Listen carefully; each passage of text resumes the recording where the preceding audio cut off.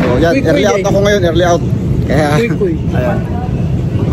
Ako ya sir, mga shipping naman yun, shipping department. Ayan.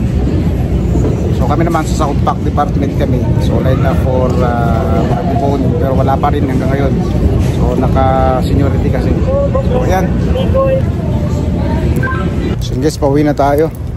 So nag-credit hour lang tayo hanggang 10:30. So yan, bisikleta tayo ngayon. At least kahit pa paano andito pa naman yung bisikleta natin. Mga kay Mark Pro yan, kay ano naman to, kay Edward. So yan, uwi na muna tayo. Sana hindi ano doon, hindi traffic. So tara. Ganyan lang guys, kung nag-credit hour ka dito sa LF, madali lang.